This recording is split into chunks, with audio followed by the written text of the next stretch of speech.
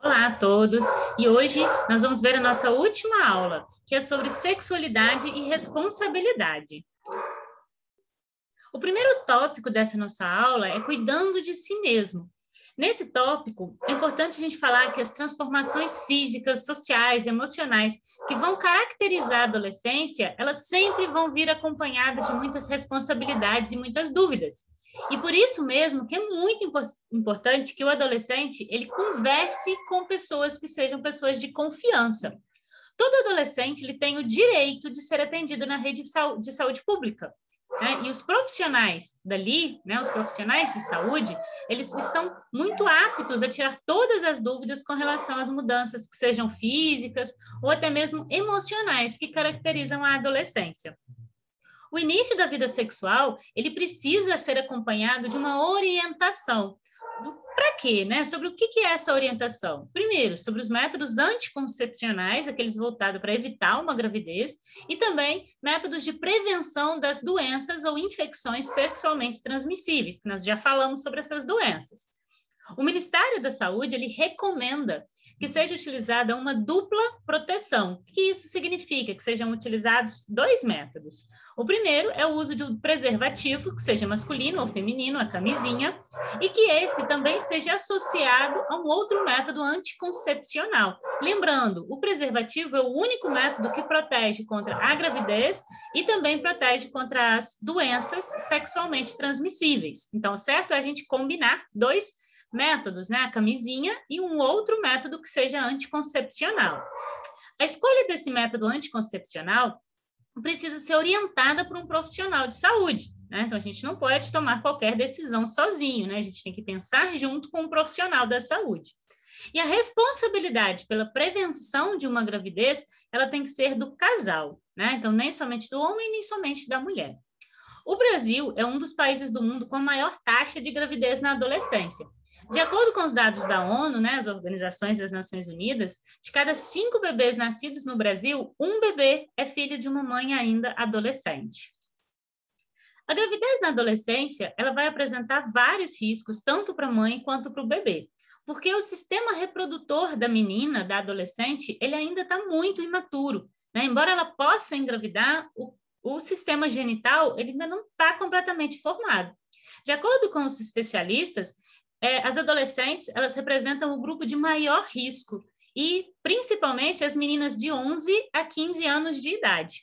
A mortalidade neonatal, quer dizer, a mortalidade dos nenéns, né, recém-nascidos, é 3 vezes maior entre filhos de mães adolescentes quando a gente compara com filhos de mães adultas. Então, existe uma grande mortalidade neonatal também nessas crianças, filhos de mães adolescentes. Geralmente, as adolescentes demoram muito para descobrir uma gravidez. E quando iniciam o acompanhamento pré-natal, às vezes é muito tarde para resolver alguns problemas. Então, por essas e outras razões, é muito importante refletir muito sobre quando começar a ter relações sexuais e como se prevenir tanto das doenças quanto da gravidez indesejada.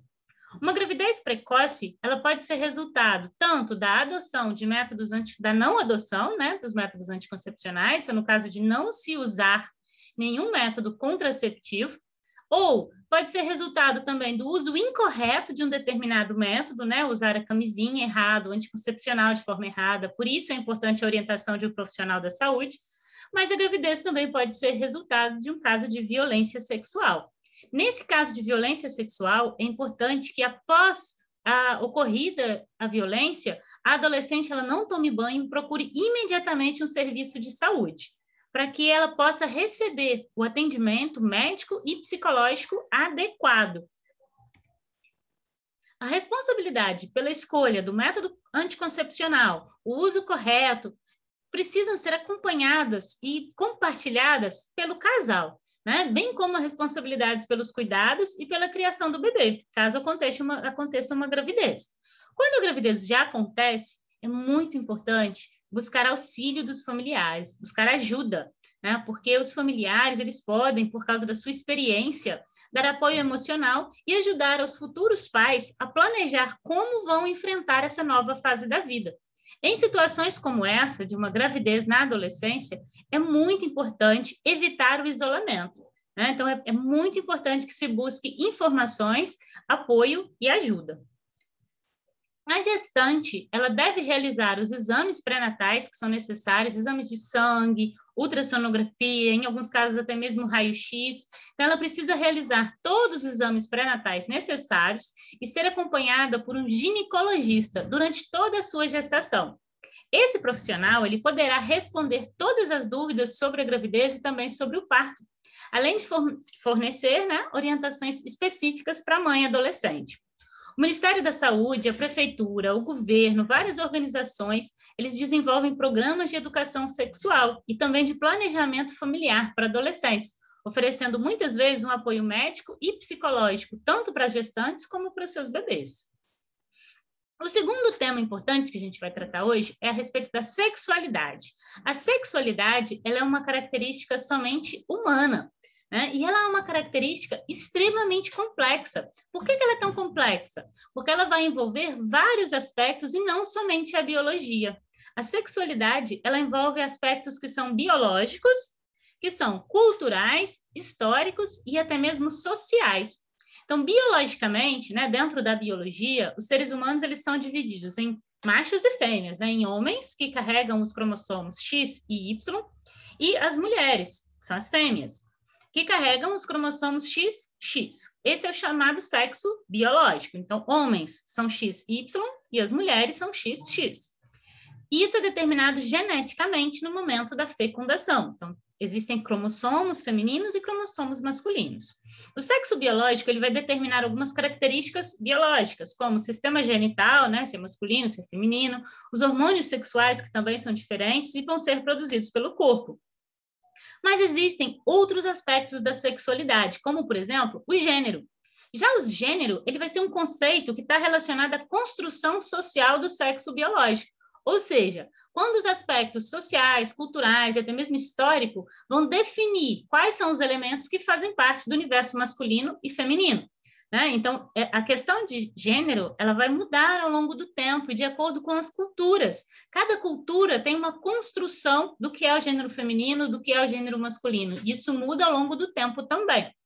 A identidade de gênero é como a pessoa se identifica.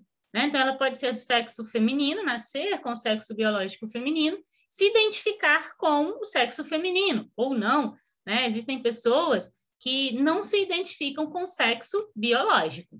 Indivíduos que se identificam com o sexo correspondente ao seu sexo biológico são chamadas de cisgêneros. Já os indivíduos que não se identificam com o gênero correspondente ao seu sexo biológico, elas vão ser chamadas de transgêneros. Muitas pessoas, elas costumam assumir aspectos sociais e culturais relacionados ao outro sexo, ao sexo oposto. Então, elas nascem com determinado sexo, mas se identificam com o outro sexo, com o sexo oposto. Algumas pessoas transgêneros, elas vão optar por realizar um processo, uma cirurgia, que é chamada de redesignação de sexo. Isso vai incluir uma cirurgia e também vários tipos de tratamentos hormonais.